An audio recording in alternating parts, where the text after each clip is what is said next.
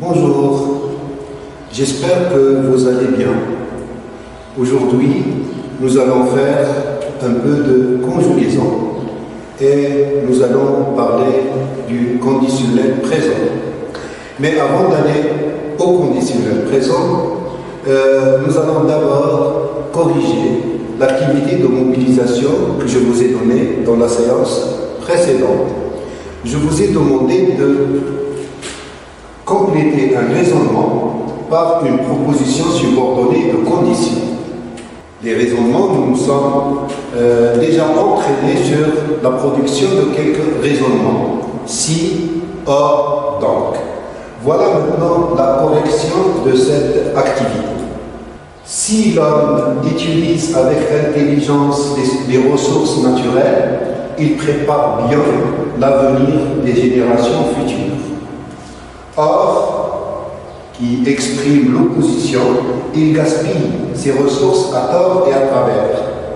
Donc, la conséquence, il prépare mal l'avenir des générations futures. Je vous ai demandé de compléter ce raisonnement par une proposition subordonnée de conditions. Si l'homme utilise avec intelligence les ressources naturelles. C'est ce que vous avez ajouté à ce raisonnement. Il y a d'autres réponses possibles, mais nous allons nous contenter de cette correction. Maintenant, la conjugaison va porter sur le présent du conditionnel.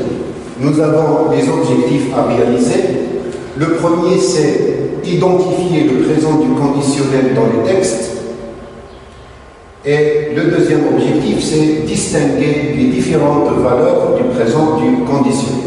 Et nous allons commencer par l'objectif 2. Comme support, nous avons 3 textes.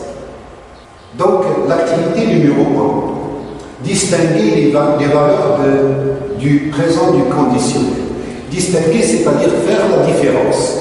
Faire la différence entre ces valeurs. Nous allons voir 3 valeurs que vous allez voir affichées dans la diapo suivante. Distinguer les valeurs du présent du conditionnel consiste, dans les 3 paragraphes suivants, nous allons travailler sur 3 paragraphes, le conditionnel présent exprime une valeur précise. Valeur, c'est-à-dire le sens du conditionnel. Dans les 3 paragraphes que nous allons voir, vous allez voir 3 sens, 3 valeurs différentes. Place la valeur qui convient à chaque texte. Place la valeur qui convient à chaque texte.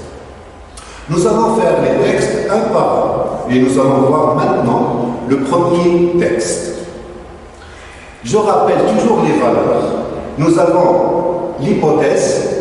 L'hypothèse, quand le fait est possible, quand le fait est probable, quand le fait peut advenir, peut passer. Action soumise à une condition. Et troisième valeur, c'est le souhait.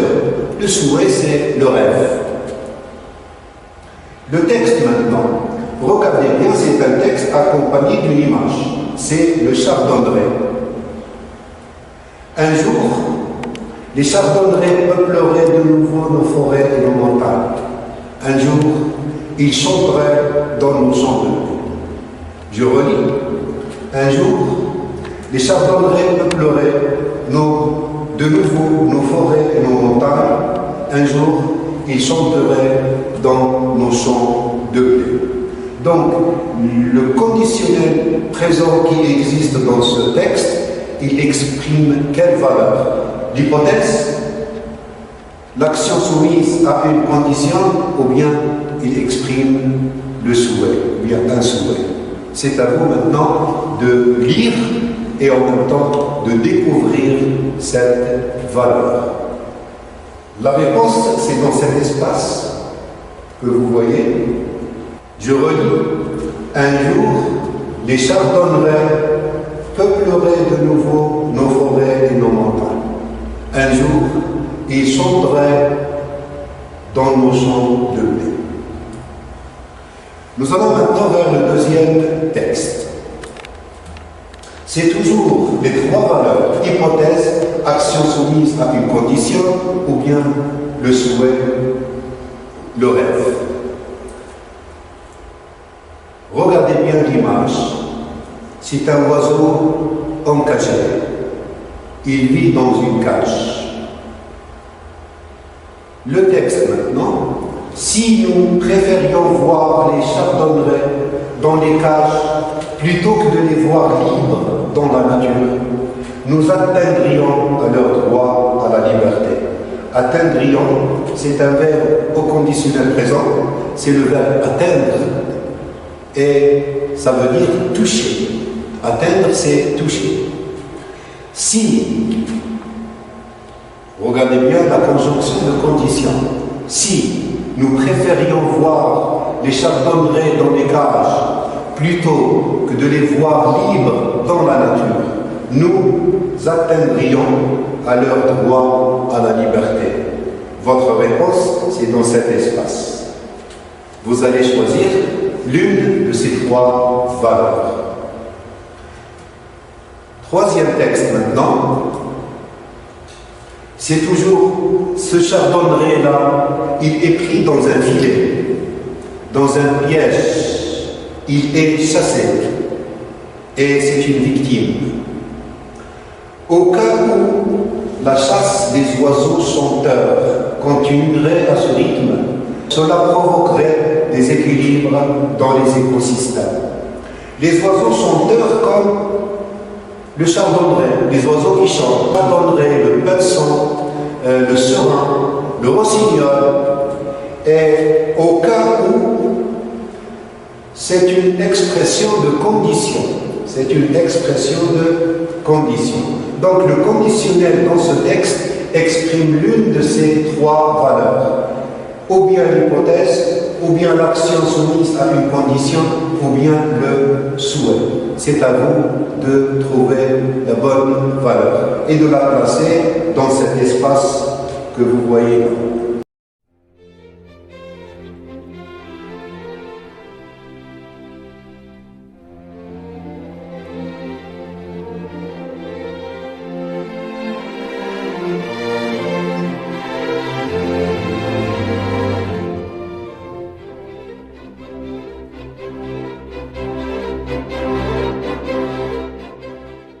Maintenant, nous allons voir la correction de ces activités, bien de cette activité. Nous allons voir les trois textes.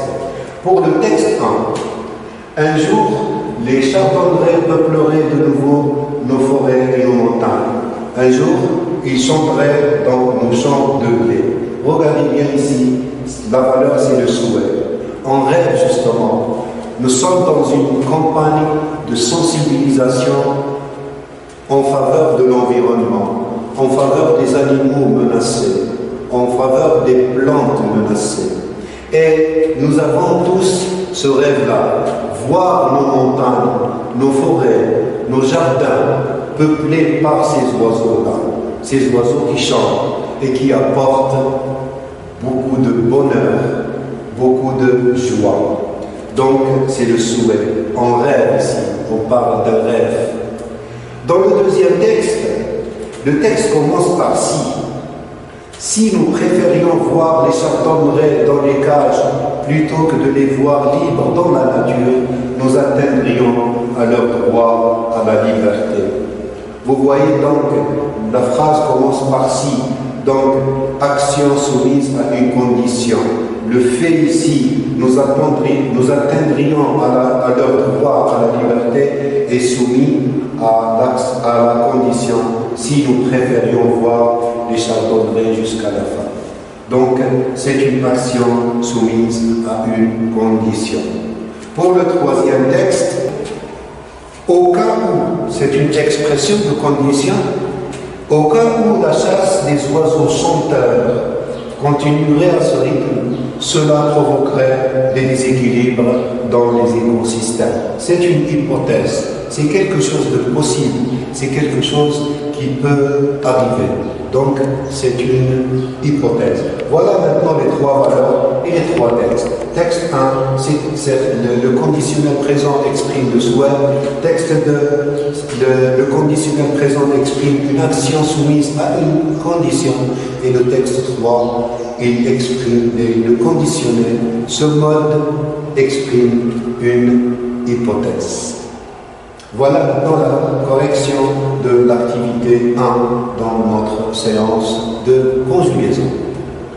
Voilà. Maintenant, nous allons voir une autre activité. C'est une activité qui porte sur la morphologie. Comment on conjugue le conditionnel présent, comment on forme sa terminaison et comment on écrit correctement dans nos productions écrites et dans nos productions orales. On va commencer par un petit principe, une petite règle que vous connaissez. Je conjugue d'abord le verbe au futur simple, puis j'ajoute les terminaisons de l'imparfait et de l'indicatif. Je vous donne un exemple. La chasse excessive des animaux provoquera leur disparition. Remarquez bien le temps du verbe provoquer. Certainement, vous avez remarqué qu'il est conjugué au futur simple. Ra, R-A. Maintenant, ce futur simple, je vais le transformer au conditionnel présent. Qu'est-ce que je vais faire? Je prends le verbe provoquera et j'ajoute la terminaison de l'imparfait. R-A-I-T. C'est souligné. R-A-I-T. La chasse excessive des animaux provoquerait leur disparition. Et vous voyez bien, futur simple plus AIT, terminaison de l'imparfait, ça nous donne quoi? Le conditionnel présent. Nous allons maintenant nous entraîner. Nous allons faire un peu de conjugaison. Mais nous allons conjuguer uniquement avec la troisième personne du singulier et avec la troisième personne du pluriel. Voilà l'activité. Transformer du futur simple au conditionnel présent.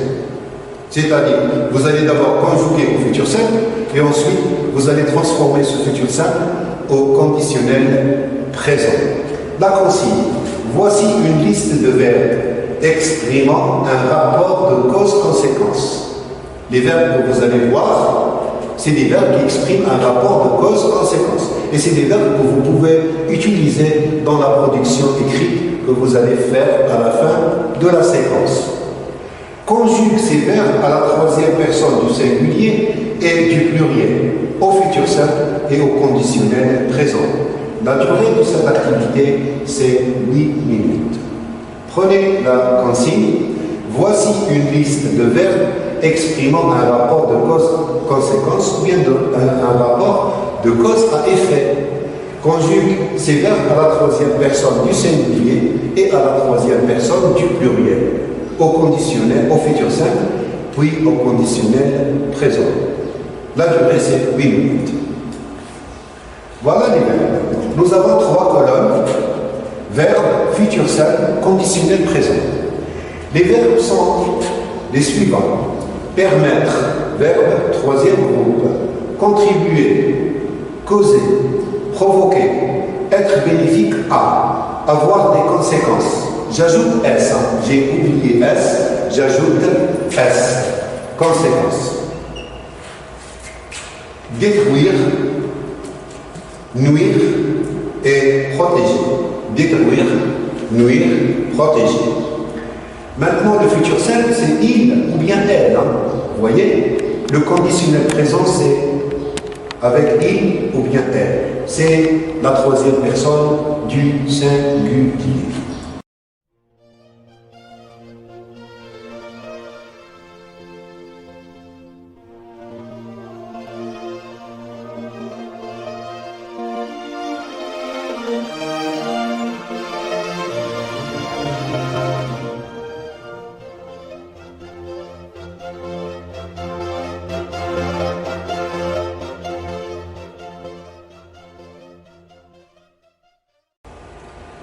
Donc, voilà la correction. Comment vous avez fait pour conjuguer le verbe au conditionnel présent? C'est à la base du futur simple. Regardez bien les verbes: permettra, permettrait, contribuera, contribuerait, causera, causerait, provoquera, provoquerait, sera, serait, aura, aurait, détruira, détruirait, nuira, nuirait, protégera, protégerait. Donc, le futur simple plus les terminaisons de l'imparfait, et ça nous donne le conditionnel présent. Maintenant, nous allons voir ces verbes-là avec la troisième personne du pluriel. C'est les mêmes verbes, et c'est la troisième personne du pluriel. C'est le même principe, c'est la même règle. Le verbe au futur simple, puis vous ajoutez les terminaisons de l'imparfait.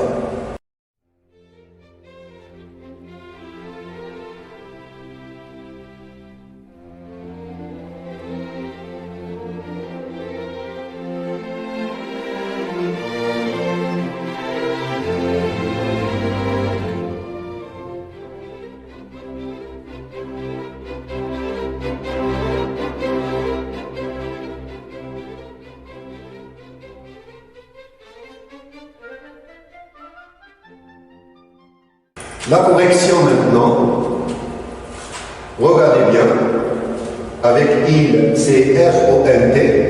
Ces terminaisons-là se trouvent dans la conjugaison de tous les verbes au futur simple. Permettront, permettrait, regardez bien, A-I-E-N-T. R-A-I-E-N-T, c'est la terminaison du conditionnel présent.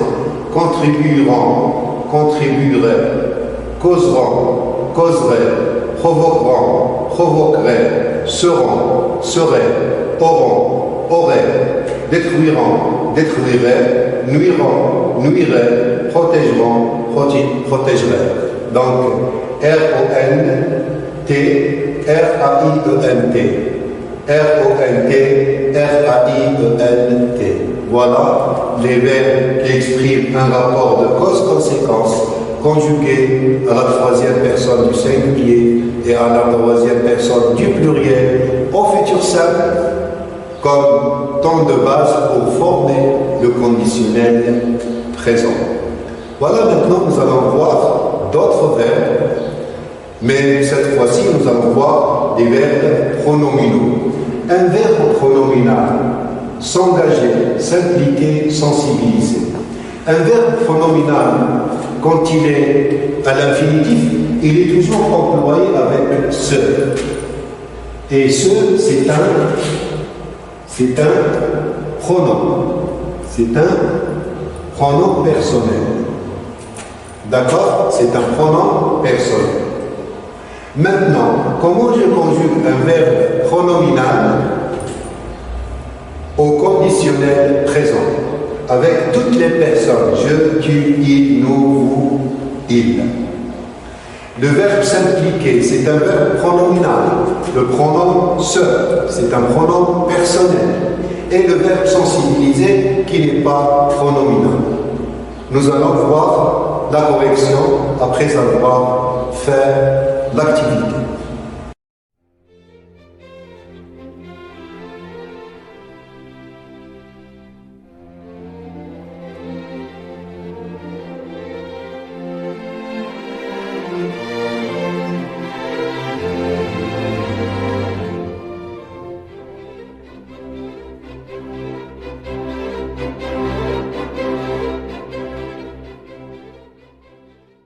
On passe maintenant à la correction. Je m'engagerai. Remarquez bien la présence de deux pronoms personnels. Je, me, tu, te, il ou bien elle, se, nous, vous, il, se. Je, me, tu, te, il se, nous, vous, il se. Ce sont des verbes pronominaux. Et les verbes pronominaux, quand on les conjugue, il y a toujours deux pronoms. Je, c'est un pronom. Me, c'est un pronom. Tu, c'est un pronom. Te, c'est un pronom. C'est pour cette raison qu'on dit verbe pronominal. Les terminaisons, c'est toujours le même. Le verbe au futur simple plus la terminaison de l'imparfait. Je m'engagerai, R-A-I-S. Tu t'engagerais, R-A-I-S. Il s'engagerait, R-A-I-T. Nous nous engagerions, R-I-O-N-S. Vous vous engageriez, R-I-E-Z. Il s'engagerait, R-I-A-N-T. Ces mêmes terminaisons, vous les trouvez avec le verbe s'impliquer. Je m'impliquerai, R-A-I-S, R-A-I-S, R-A-I-T, R-I-O-N-S, R-I-E-Z, R-A-I-E-N-T, R-A-I-E-N-T. La terminaison de l'imparfait plus le verbe au futur simple, ça nous donne le conditionnel présent. Le verbe sensibiliser, c'est un verbe du premier groupe, c'est un verbe qui n'est pas pronominal. Il y a un seul pronom, je, tu, il, etc. Donc, je sensibiliserai, et c'est les mêmes terminaisons, R-A-I-S, R-A-I-S, R-A-I-T, R-I-O-N-S, R-I-E-Z, R-A-I-E-N-T. R-A-I-E-N-T. Certainement, vous avez remarqué une petite erreur au niveau du verbe sensibiliser. C'est un verbe qui n'est pas pronominal. Et vous voyez ici, nous. Donc, on doit effacer un pronom. C'est le deuxième pronom que je dois effacer. Et nous disons, nous sensibiliserions, voilà, un seul pronom, le nous, je l'ai effacé. Le deuxième pronom, je l'ai effacé parce que c'est une faute, c'est une erreur. Bien. Maintenant, nous allons voir la récapitulation. Qu'est-ce que nous allons faire dans cette séance de conjugaison? Nous allons faire deux points très importants. Le conditionnel présent exprime des valeurs. Le souhait, l'hypothèse ou bien une action soumise à une condition. C'est le verbe dans la phrase, ou bien dans le paragraphe, ou bien dans le texte qui nous dit sa valeur. C'est d'après le sens du texte, ou bien du paragraphe, ou bien de la phrase, que vous pouvez découvrir la valeur qu'il exprime. Et nous avons vu, comme deuxième règle, le conditionnel présent, quand c'est le verbe au futur simple. Je conjugue d'abord le verbe au futur simple, et j'ajoute les terminaisons de l'imparfait. C'est notre séance de conjugaison, mais attention, il reste toujours quelque chose à faire. L'activité de mobilisation. L'activité de mobilisation, nous allons la faire après cette activité d'orthographe. Je vous ai promis, et je tiens toujours à mes promesses, que les difficultés concernant l'accord du participe passé employé seul ou bien avec avoir ou bien être, ces difficultés-là, on les présente sous forme d'activité dans les séances de compréhension, de vocabulaire, de conjugaison et de grammaire. Donc, aujourd'hui, qu'est-ce que nous allons voir? C'est toujours la maîtrise du participe passé, l'accord du participe passé et la consigne. Vous allez voir un texte dans lequel il y a un pronom souligné.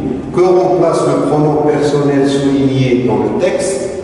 Souligne le participe passé et fait des remarques. Tu fais des remarques comment?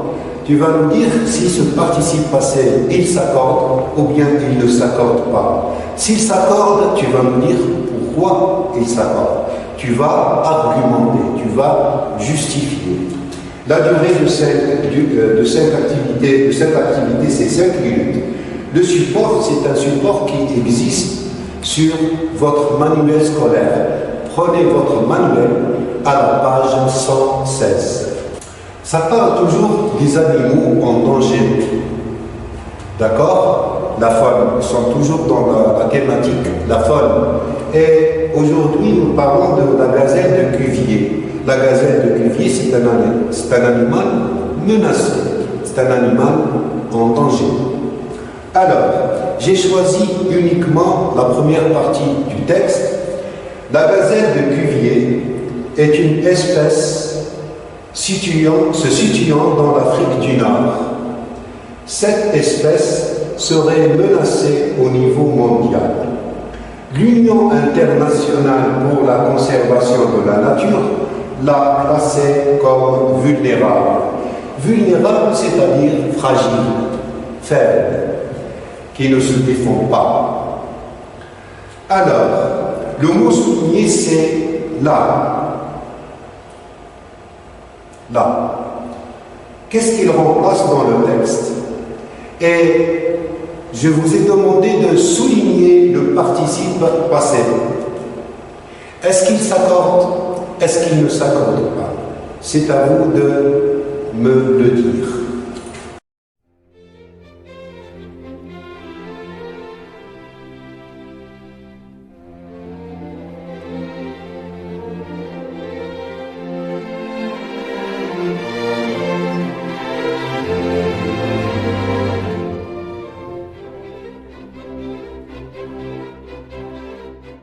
Nous allons voir maintenant que remplace le pronom personnel là, l'apostrophe. La gazelle de Cuvier. Là remplace la gazelle de Cuvier. Regardez bien. La gazelle de Cuvier, la gazelle de Cuvier.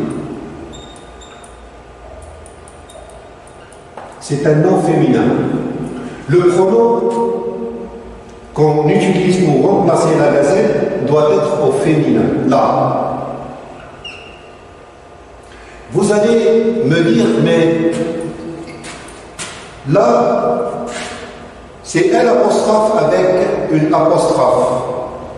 Pourquoi? C'est simple. Tout simplement parce que là est le verbe à classer.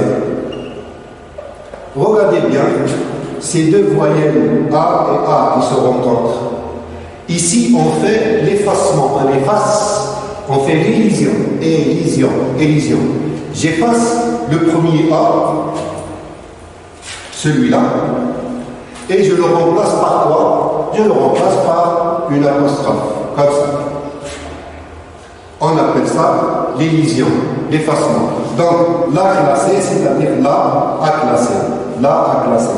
Donc là, ici, c'est un pronom personnel qui remplace un nom féminin, la gazelle. Maintenant, là aussi, c'est un substitut grammatical. Vous avez fait des substituts grammaticaux. C'est un substitut grammatical qui répète, qui reprend la gazelle de Cuvier, qui est le thème de notre texte. Maintenant, quel participe passé vous avez souligné? Le participe passé que vous avez souligné, c'est classé. Classé, c'est le participe passé que vous avez souligné. D'accord? Classé.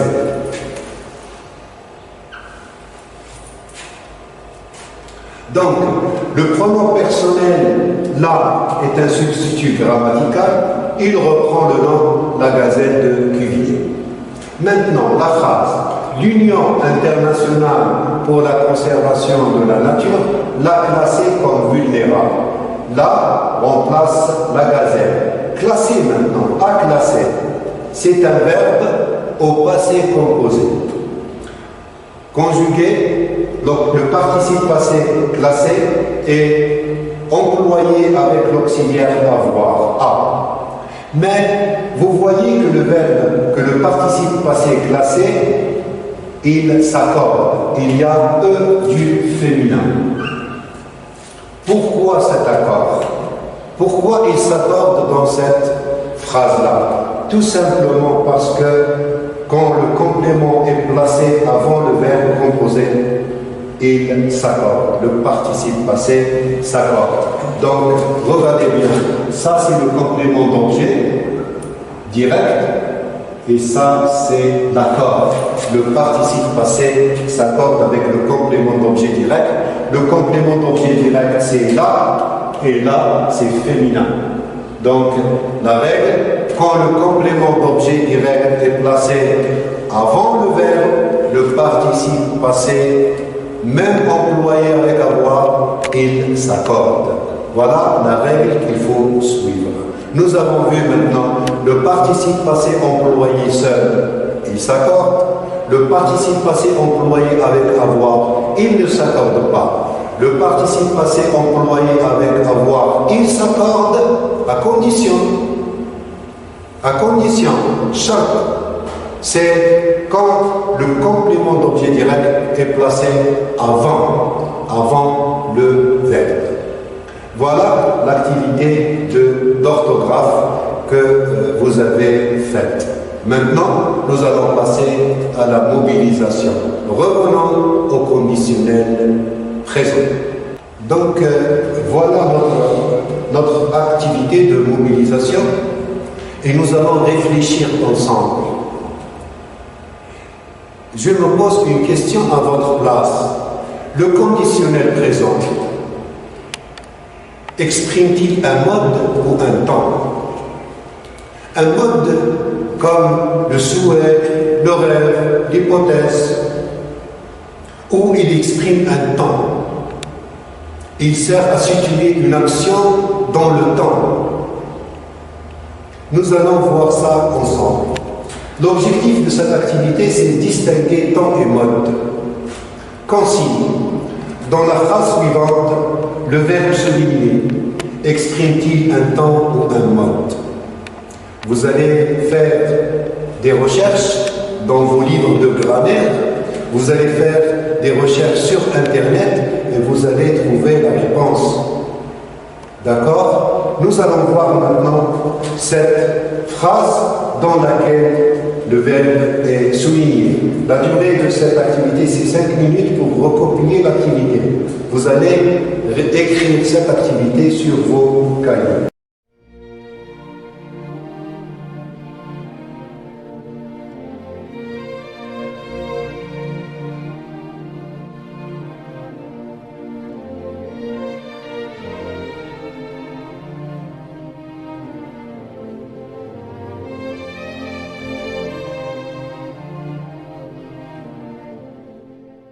Le support, c'est une phrase. Je reprends la consigne. Dans la phrase suivante, le verbe souligné exprime-t-il un temps ou un mode? Voilà la phrase maintenant. Elle ouvrit la porte de la cage et l'a mis dans le jardin. Elle pensait qu'il reviendrait avant le coucher du soleil. Elle ouvrit la porte de la cage et l'a mis dans le jardin. Elle pensait qu'il reviendrait avant le coucher du soleil. Regardez bien le verbe souligné, c'est reviendrait. Il est au conditionnel présent. Regardez bien la terminaison, R-A-I-T, c'est le conditionnel présent. Mais est-ce qu'il exprime un temps? Est-ce qu'il exprime un mode? Moi, je n'ai pas de réponse. C'est à vous de chercher la réponse. J'attire votre attention sur les éléments suivants. Regardez bien, nous avons ici un récit. Un récit. Pourquoi un récit? Nous avons le verbe ouvrir. Le verbe ouvrir, c'est le verbe ouvrir au passé simple. Mis, c'est le verbe mettre au passé simple. Vous avez le verbe penser, il est à l'imparfait de l'indicatif. Le passé simple plus l'imparfait, c'est le récit. Il y a autre chose qu'il faut bien observer. Et ici, il s'agit d'un oiseau. La cage, vous voyez la cage, hein? La cage, elle ouvrit la porte, la vie il donc renvoie à un oiseau. Donc, dans cette phrase-là, est-ce que reviendrait, est-ce qu'il exprime un mode ou bien il exprime un temps? Voilà, chers élèves, merci pour votre attention. Je vous dis au revoir et à la séance prochaine, Inch'Allah. Bye bye.